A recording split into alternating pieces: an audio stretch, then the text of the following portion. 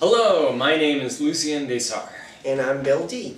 And today we're going to be doing a review as guest reviewers for the site Liarsocie. And today we're going to be reviewing Dario Argento's witch trilogy, Suspiria, Inferno, and his newest movie. It's called Mater Lacrimarum, The Mother of Tears.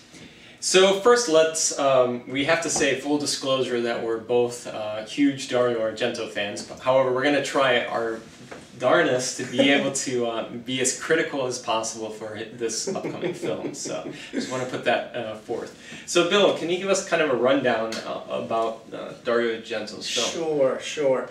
Please forgive me. I'm going to use a bit of my notes here to go over this. So, you didn't remember this? Yeah, that's all right. Okay. I got my own notes. In 1970, Dario filmed The Bird with the Crystal Plumage, and that kicked off his giallo cycle. The movies were, the giallo genre itself was still in its infancy, and they were based upon these paperback mystery books in Italy.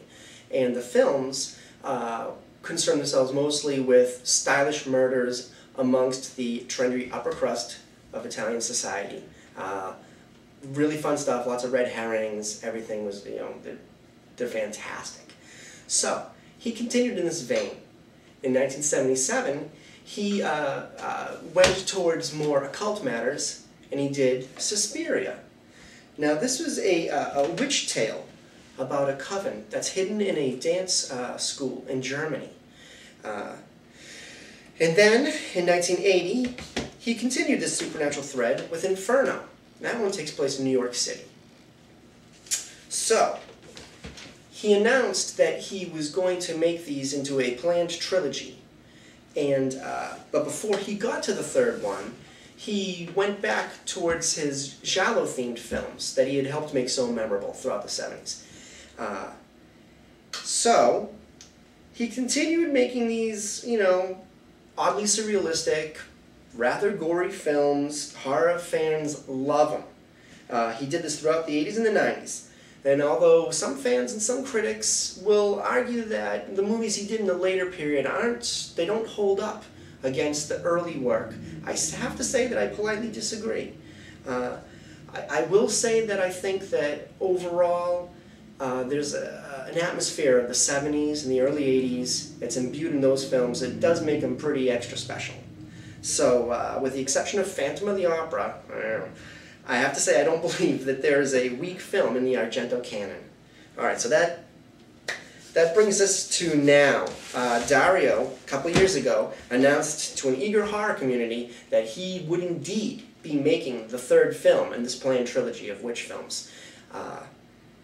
Mater Lacrimarum. So now we got it. So Bill, what was your first impression of seeing the film? I felt that he didn't pull his punches. I felt that the storyline was actually a bit more cohesive than in some of the other... Yeah, especially Inferno, it was a little bit more cohesive.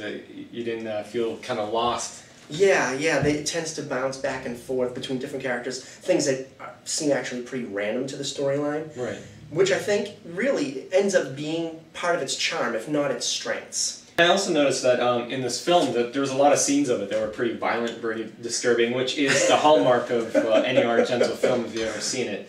And he still kind of shows that he is the master of that genre of film. Yeah, he still manages to shock.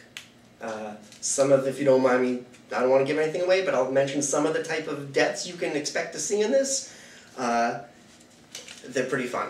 Yeah, they're pretty disturbing. I'll get to the negative portion about the film. I felt that some of the scenes where the actors were a little bit wooden in their acting, especially Aja in certain scenes, which, everybody likes Aja, obviously, but yeah, except for some of the scenes, she She is Italian born, and that's her language. So when she was doing the whole film is in English. There's no subtitles or anything. So I feel that probably the actors had a little bit of a struggle trying to act more natural for this scene. But then again, that's probably might have been what Argento wanted. Yeah, who knows? Maybe it was acting style. Yeah.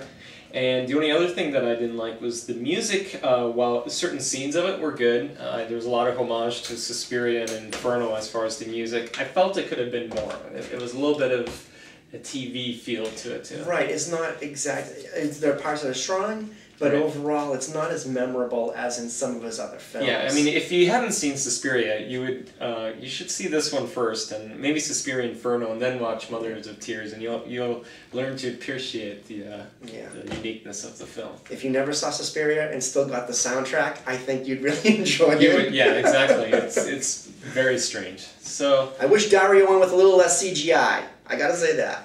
Yeah, remove the CGI. I mean, how much more? I mean, I don't know. He had some budget, so he was able to spend it. It's not overused. It's just, I just wish someone would put their foot down and say, no, I'm not going to do it. No more CGI. Just down with it. But it was nice to see that he put both Daria Nicolodi and Asia in there. You know, still keeping kind of a family affair. Oh yeah, obviously. I mean, Udo was in there. Right. Yeah.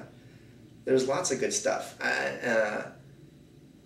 And there was some Japanese actress, I don't know who she was, but I think she was a cult actress in some of the other films in Japan, but you get to see her in an interesting splat. So that's all we're going to say to that, and thanks for listening in and watching our review.